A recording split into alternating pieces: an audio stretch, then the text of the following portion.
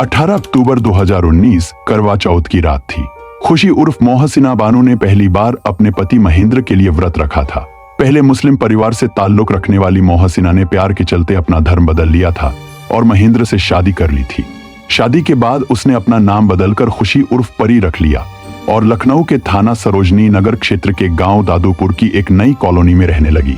पहली बार करवा चौथ का व्रत रखने वाली खुशी ने पूरे दिन निर्जल रहकर अपने पति की लंबी उम्र की दुआ की। पड़ोस की महिलाओं से पूछकर उसने व्रत की पूजा विधि सीखी और पूरे रीति रिवाज से पूजा की। लेकिन एक सच ऐसा था जिसे सिर्फ वही जानती थी, एक ऐसा राज जिसने उसे अंदर ही अंदर तोड़ दिया था। अगले ही दिन एक दर्दनाक खबर आई और पता चला कि खुशी ने आत्महत्या कर ली। जैसे जैसे पुलिस ने खुशी उर्फ मोहसिना बानो की आत्महत्या के मामले की जांच आगे बढ़ाई, कई चौंकाने वाले राज सामने आने लगे। लेकिन सवाल ये उठता है, क्या यह सच में आत्महत्या थी या फिर महेंद्र और उसके परिवार ने इसे आत्महत्या का रूप दे दिया? आखिर वो ऐसा कौन सा राज था जो केवल खुशी जानती थी? खुशी उर्फ मोहसिना बानो की जिंदगी में एक ऐसा राज छिपा था जिसे उसने किसी से साझा नहीं किया। वह अंदर ही अंदर घुट रही थी, लेकिन इस राज को किसी को बताने की हिम्मत नहीं कर पाई। क्या यह वही राज था जिसने उसकी जान ले ली? सच जानने के लिए बने रहें वीडियो के अंत तक, क्योंकि आगे खुलने वाला है एक ऐसा रहस्य जो आपको चौंका देगा। लेकिन उससे पहले वीडियो को लाइक करें और चैनल को सब्सक्राइब करना बिल्कुल ना भूलें, ताकि आपको ऐसे ही रोमांचक और सच्ची घटनाओं से जुड़ी कहानियां मिलती रहें। तो आइए जानते हैं इस रहस्यमयी कहानी की पूरी सच्चाई। लाल रंग के जोड़े में सजने संवरने के बाद खुशी ने अपने पैरों में मुहावरे लगाई, मांग में गहरे लाल रंग का सिंदूर भरा। वह काफी खूबसूरत लग रही थी। शाम के 7 बज चुके थे, लेकिन महेंद्र घर नहीं लौटा था। भूखे पेट रहकर उसने महेंद्र का मनपसंद खाना भी बना लिया था। उसे महेंद्र के लौटने का इंतजार था ताकि चंद्रमा निकलने पर वह अर्घ्य दे सके। खुशी मन ही मन काफी उल्लासित थी। उसने कई बार महेंद्र को फोन किया, लेकिन बात नहीं हो पाई। शाम को 5 बजे भी उसने कॉल रिसीव नहीं की। पति के फोन न उठाने पर खुशी को बहुत गुस्सा आया। काफी देर बाद महेंद्र ने उसकी कॉल रिसीव की तो खुशी ने इतना ही कहा कि तुम घर जल्दी आ जाओ, मैं इंतजार कर रही हूं। इतना कहकर खुशी ने कॉल डिस्कनेक्ट कर दी। चंद्रमा निकल आया, लेकिन महेंद्र घर नहीं लौटा। पड़ोस की सभी महिलाएं अपने अपने पति को देखकर चंद्रमा को अर्घ्य दे रही थी, लेकिन खुशी पति के न आने से परेशान थी। वह खुशी की कॉल भी रिसीव नहीं कर रहा था। खुशी सोच सोचकर परेशान थी कि कम से कम आज पूजा के समय तो उन्हें घर पर होना चाहिए था। चंद्रमा निकलने के 2 घंटे बाद भी महेंद्र घर नहीं लौटा तो खुशी ने उसे गुस्से में व्हाट्सएप मैसेज भेजे। उनका भी उसने कोई जवाब नहीं दिया। रात करीब 12 बजे महेंद्र घर लौटा तो वह इस स्थिति में नहीं था कि पत्नी खुशी से कुछ कह सके। अगले दिन लखनऊ के ही थाना बंथरा के निकटवर्ती जंगल में पुराही खेड़ा से नरेरा गांव की तरफ जाने वाले रास्ते पर लोगों ने सुबह सुबह एक युवती का शव पड़ा देखा। शव खेत की सिंचाई के लिए बनाई गई नाली में अर्धनग्न अवस्था में था। किसी ने इसकी सूचना पुलिस को दे दी। सूचना पाकर थाना बंथरा के थाना प्रभारी रमेश कुमार रावत अपने साथ इंस्पेक्टर प्रहलाद सिंह और अविनाश चौरसिया को साथ लेकर घटनास्थल पर पहुंचे। पुलिस ने घटनास्थल का निरीक्षण किया तो देखा युवती के हाथ पैरों में महावर और मेहंदी लगी थी। उसका चेहरा थोड़ा सा झुलसा हुआ था। मेहंदी रची हथेली पर एम लिखा हुआ था। माथे पर बिंदी और मांग में सिंदूर था। घटनास्थल पर शव के पास नीले रंग की पॉलीथिन में एसिड की 3 खाली शीशियां मिली थी, जिनमें से एक शीशी में बचा हुआ थोड़ा सा एसिड था। लाश के पास ही नीले रंग का एक पर्स भी पड़ा मिला। पर्स की तलाशी ली गई तो उसमें एक मोबाइल फोन मिला। पुलिस ने मौके पर मिला फोन और शीशियां अपने कब्जे में ले ली। निरीक्षण में पुलिस को युवती के गले पर किसी चीज के कसने के गहरे निशान दिखे। नाक से खून रिस कर सूख चुका था। उसके पैरों में न तो पायल थी न ही बिछिया। नाक में सोने का एक फूल जरूर नजर आ रहा था। पुलिस ने वहां जमा भीड़ से लाश की शिनाख्त करानी चाहिए, लेकिन कोई भी उसे नहीं पहचान सका। पुलिस ने अनुमान लगाया कि युवती शायद कहीं बाहर की रहने वाली रही होगी। उसकी हत्या कहीं और कर शव यहां लाकर फेंक दिया है। आगे बढ़ने से पहले मेरा आपसे एक सवाल है। अगर आपको पता चले कि जिससे आपने प्यार किया उसने आपसे अपनी पहली शादी का सच छिपाया है तो आप क्या करेंगे? नंबर 1, उसे माफ कर देंगे। नंबर 2, तुरंत रिश्ता खत्म कर देंगे। नंबर 3, सच्चाई जानने की कोशिश करेंगे। अपने जवाब कमेंट बॉक्स में जरूर बताएं। पुलिस ने मौके की कार्रवाई निपटाने के बाद शव पोस्टमार्टम के लिए मोर्चरी भेज दिया। इसके बाद थाना प्रभारी रमेश कुमार रावत ने महिला की बरामद की गई लाश के फोटो जिले के सभी थानों में भेजने के अलावा व्हाट्सएप पर डाल दिए ताकि उसकी शिनाख्त हो सके। तभी कहानी में आता है एक बड़ा ट्विस्ट। 22 अक्टूबर 2019 को 2 व्यक्ति थाना बंथरा पहुंचे। थाना प्रभारी रमेश कुमार रावत ने उनसे पूछा तो उनमें एक व्यक्ति ने अपना नाम मुश्ताक अहमद बताया। वह गांव हामी का पूर्वा जगदीशपुर जिला अमेठी का रहने वाला था। उसने अखबार में छपी युवती की तस्वीर दिखाते हुए बताया कि ये जो फोटो छपी है मेरी बेटी मोहसिना बानो की है। मुश्ताक अहमद ने आगे बताया कि करीब 8 साल पहले उसने मोहसिना बानो का निकाह अपने गांव के ही मोहम्मद नसीम के साथ किया था। निकाह के बाद वह अपने शौहर के साथ मुंबई में रहने लगी थी। अब से करीब 4 महीने पहले मोहसिना मुंबई से कहीं गायब हो गई थी। हम सब ने उसे काफी तलाश किया लेकिन उसका कोई पता नहीं चला। जब उसकी कहीं से कोई जानकारी नहीं मिली तो दामाद मोहम्मद नसीम ने 29 जून 2019 को मुंबई के पवई थाने में मोहसिना के गुम होने की सूचना लिखाई थी। मुश्ताक ने आगे बताया कि साथ आए मेरे भतीजे अरमान ने अखबार में छपी तस्वीर पहचानी तो हम लोग यहाँ आए। मुझे विश्वास है कि मोहसिना मुंबई से जिस व्यक्ति के साथ भागी थी उसी ने उसकी हत्या कर लाश खेतों में डाली होगी। थाना प्रभारी ने मुश्ताक अहमद को मोर्चरी ले जाकर लाश दिखाई तो उसने लाश की शिनाख्त अपनी बेटी मोहसिना के रूप में कर दी। लाश की शिनाख्त हो जाने के बाद थाना प्रभारी ने मुश्ताक की तहरीर पर अज्ञात के खिलाफ हत्या कर लाश छिपाने का मामला दर्ज कर लिया। मुकदमा दर्ज हो गया तो थाना प्रभारी ने खुद ही इस केस की जांच शुरू कर दी। थाना प्रभारी ने सबसे पहले मृतका के फोन की कॉल डिटेल्स निकलवाई। उससे पता चला कि उसकी ज्यादा बातें महेंद्र से होती थी। महेंद्र भेलपुर कॉलोनी जगदीशपुर का रहने वाला था। पुलिस ने महेंद्र के बारे में पूछताछ की तो पता चला वह मोहसिना का पति था। उसी के साथ मोहसिना मुंबई से भागकर आई थी और अपना नाम खुशी रखकर उसी के साथ रह रही थी। महेंद्र भी शादीशुदा था। उसकी पहली पत्नी गांव में रहती थी। यह जानकारी मिलने के बाद पुलिस ने महेंद्र की कॉल डिटेल्स देखी तो पता चला कि संदीप नाम के युवक से महेंद्र की अक्सर बातें होती थीं। जांच करने पर पता चला कि संदीप अमेठी जिले के गांव नियावा का रहने वाला था जो महेंद्र की बोलेरो चलाता था। इन दोनों से पूछताछ करने के बाद ही जांच आगे बढ़ सकती थी। लिहाजा पुलिस ने इन दोनों की तलाश शुरू कर दी। दोनों में से कोई भी घर पर नहीं मिला तो उनकी खोज खबर के लिए मुखबिर लगा दिए गए। मुखबिर की सूचना पर पुलिस ने 24 अक्टूबर 2019 को रात करीब 12 बजे दोनों को दादूपुर गांव के शराब ठेके के पास से हिरासत में ले लिया। महेंद्र और संदीप से मोहसिना के बारे में पूछताछ की गई तो महेंद्र ने बताया कि उसने मोहसिना की हत्या नहीं की थी। करवा चौथ वाली रात को जब वह घर पहुंचा तो वह मृत अवस्था में थी। उसने तो उसकी लाश केवल ठिकाने लगाई थी। दोनों से विस्तार से पूछताछ के बाद मोहसिना की मौत की जो कहानी सामने आई इस प्रकार थी। मोहसिना बानो जनपद अमेठी के गांव हामी का पूर्वा जगदीशपुर के रहने वाले मुश्ताक अहमद की बेटी थी। मोहसिना अपने परिवार में सबसे बड़ी थी। उसके अलावा उसकी 2 बहनें व एक भाई और था। मोहसिना आधुनिक विचारों की महत्वाकांक्षी युवती थी। वह बहुत चतुर दिमाग की थी। घर के रोजमर्रा के काम निपटाने के बाद वह व्हाट्सएप फेसबुक पर लगी रहती थी। फेसबुक पर नए नए लोगों से दोस्ती करके उनसे घंटों बातें करना उसका शगल बन गया था। कभी कभी तो वह किसी से फोन पर घंटों बातें किया करती थी। एक दिन उसकी अम्मी नूरजहां ने उसकी फोन पर हो रही रोमांस भरी बातें सुन ली। तब उन्होंने झल्लाते हुए मोहसिना को आड़े हाथों लेते हुए कहा, तुझे दीनम झप की बातों का बिल्कुल डर नहीं है। पता नहीं किस किस से बतियाती रहती है। तेरी यह बातें ठीक नहीं है। इन बातों से बदनामी के सिवा कुछ नहीं मिलता। एक दिन यह बात नूरजहां ने अपने पति मुश्ताक अहमद को बताई और कहा कि मोहसिना के लिए अब कोई लड़का देख लो, कहीं ऐसा न हो कि हम हाथ मलते ही रह जाएं। पत्नी की बात सुनकर मुश्ताक अहमद की चिंता बढ़ गई। वह मोहसिना के लिए लड़का देखने लगे। इसी दौरान मुश्ताक के भतीजे अरमान ने अपने खानदानी भाई नसीम के बारे में चर्चा की। नसीम मुंबई में रहता था। इसके बाद मुश्ताक ने नसीम के पिता सुलेमान से बात की।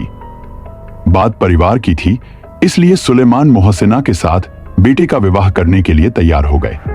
सामाजिक रीति रिवाज से सन 2011 में मोहसिना का निकाह नसीम से कर दिया गया। शादी के कुछ दिनों बाद नसीम मोहसिना को अपने साथ मुंबई ले गया। वह मुंबई के पवई इलाके में रहता था। मोहसिना मुंबई क्या पहुंची, जैसे उसे खुशियों का जहां मिल गया, उसने शौहर नसीम के साथ अपनी जिंदगी के 8 साल हंसी खुशी से बिता दिए। इस दौरान वह 3 बेटों की मां बन गई। मुंबई में रहकर वह पूरी तरह आजाद हो गई। नसीम के काम पर चले जाने के बाद वह घूमने निकल जाती और शाम को वापस लौटती। साल 2018 दिसंबर की बात है। परिवार में किसी की शादी का कार्यक्रम था।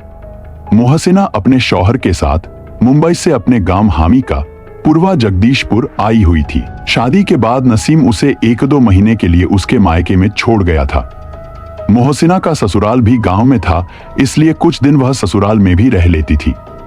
अब व्हाट्सएप पर बातें करना उसकी रोजाना की आदतों में शुमार था। शादी के दौरान ही मोहसिना की मुलाकात महेंद्र नाम के युवक से हुई थी। वह अपनी बोलेरो गाड़ी से वहां कोई सामान लेकर आया था। महेंद्र रसिक स्वभाव का था। पहली ही नजर में वह मोहसिना की तरफ आकर्षित हो गया था। सामान उतारने के दौरान जब वह घर में बैठकर चाय पी रहा था तो उसने मोहसिना से उसके बारे में पूछ लिया। मोहसिना ने बताया कि वह मुंबई में अपने शौहर के साथ रहती है।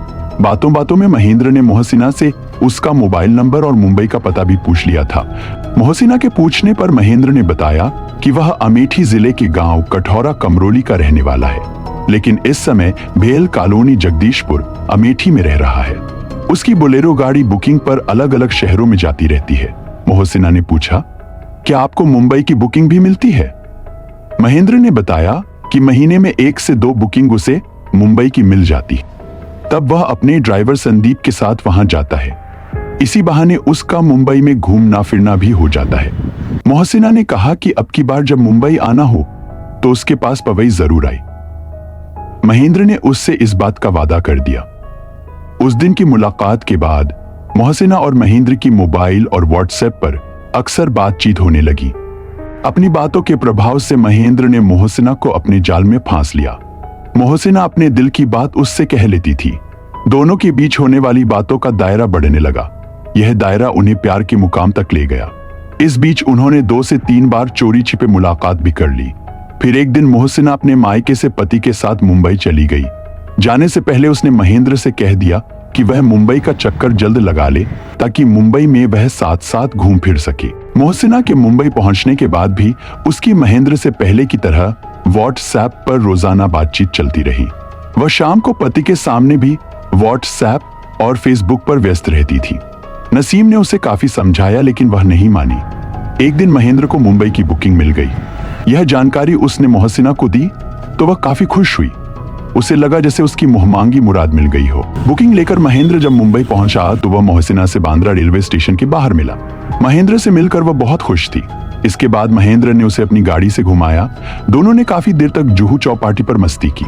इसके बाद महेंद्र उसे एक होटल में ले गया जहां दोनों ने अपनी हसरतें पूरी की।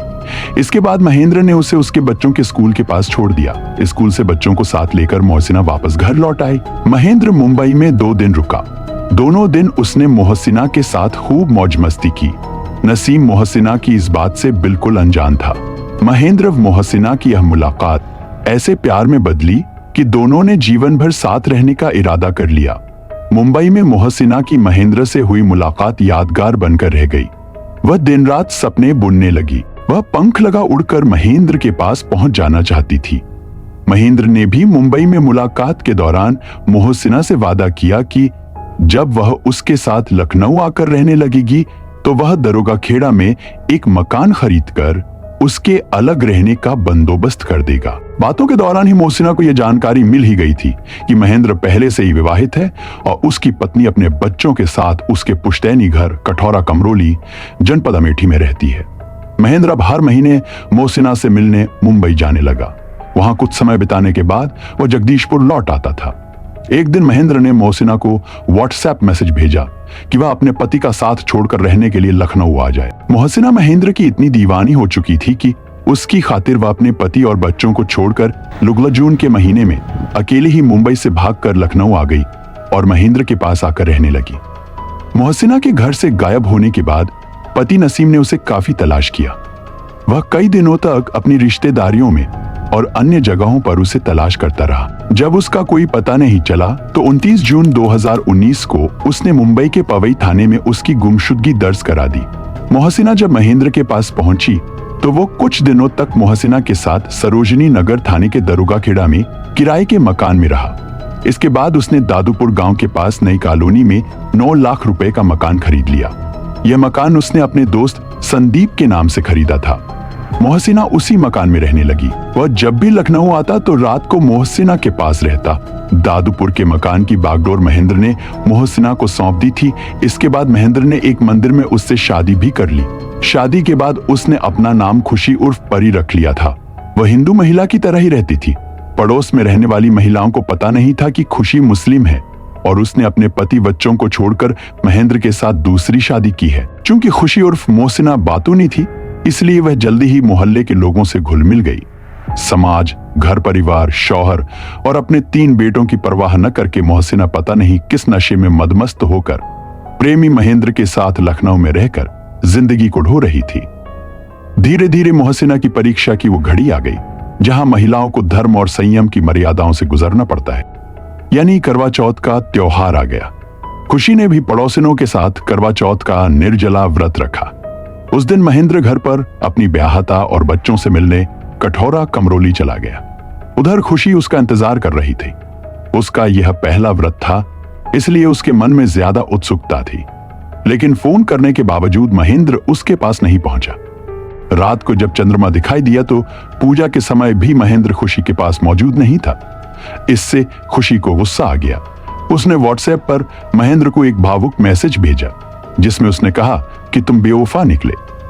मैंने तुम्हारे प्यार की खातिर अपने बच्चे, पति और समाज को छोड़ा, लेकिन तुमने मेरी भावनाओं की कद्र नहीं की। मैं सारे दिन प्रतीक्षा करती रही, न तुम आए और न ही तुमने फोन पर बताया कि कहां हो। इसे मैं क्या समझूं? जहां तक मैं समझती हूं, शायद तुम्हें मेरे प्यार की जरूरत नहीं रह गई है। तुम्हारी नजर में औरत सिर्फ एक खिलौना है। तुम्हें मेरे प्यार की नहीं, जिस्म की ज्यादा जरूरत थी। इससे ज्यादा मैं क्या जानूं? महेंद्र ने पुलिस को बताया कि 18 से 19 अक्टूबर 2019 की रात को 12 बजे जब वह दादूपुर दरोगा खेड़ा के मकान पर आया तो उसने देखा खुशी उर्फ मोहसिना गले में फंदा डाले पंखे से लटकी हुई थी। उसने आत्महत्या कर ली थी। पत्नी को इस हालत में देख वह घबरा गया और उसने नायलॉन की डोरी का फंदा काटकर खुशी के शव को नीचे उतारा। साथ ही उसने अपने दोस्त संदीप को बोलेरो गाड़ी लेकर आने को कहा।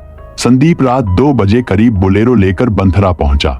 फिर दोनों ने खुशी उर्फ मोहसिना के शव को ठिकाने लगाने और सबूत नष्ट करने के उद्देश्य से बोलेरो में डाला। फिर उसे 5 किलोमीटर दूर पुराई खेड़ा थाना बंथरा इलाके के एक खेत में डालाए। मोहसिना का शव ले जाते समय महेंद्र टॉयलेट क्लीन करने वाला एसिड साथ ले गया था। वह एसिड उसने खुशी उर्फ मोहसिना के चेहरे पर डाल दिया, जिससे चेहरा थोड़ा झुलस गया था। घबराहट की वजह से वे दोनों खुशी उर्फ मोहसिना का पर्स, मोबाइल फोन और एसिड की खाली शीशियां वहीं छोड़कर भाग निकले। अगले दिन पुलिस को खुशी उर्फ मोहसिना की पोस्टमार्टम रिपोर्ट भी मिल गई, जिसमें मौत की वजह गले में फंदा डालकर दम घुटना बताया गया। पुलिस ने हत्या की जगह आत्महत्या के लिए प्रेरित करने का मामला दर्ज कर दिया। आरोपी महेंद्र और संदीप की निशानदेही पर पुलिस ने लाश ठिकाने लगाने में प्रयुक्त हुई महेंद्र की बोलेरो भी बरामद कर ली। पुलिस ने दोनों आरोपियों को गिरफ्तार कर कोर्ट में पेश किया, जहां से उन्हें जेल भेज दिया गया। कहावत है कि डोर से कटी पतंग का कोई अस्तित्व नहीं रह जाता। वह कहीं जाकर गिरे तो भी किसी काम की नहीं बचती। अपनी गृहस्थी की डोर को काटकर भागी मोहसिना का भी यही अश्र हुआ। इस कहानी से आपने क्या सीखा? क्या आपको लगता है कि खुशी के साथ धोखा हुआ या इसमें कोई और राज छिपा था? अपनी राय हमें कमेंट बॉक्स में जरूर बताएं। आपकी एक टिप्पणी हमें और बेहतर वीडियो बनाने के लिए प्रेरित करेगी। मिलते हैं अगली वीडियो में, तब तक के लिए धन्यवाद। आज की कहानी कैसी लगी दोस्तों?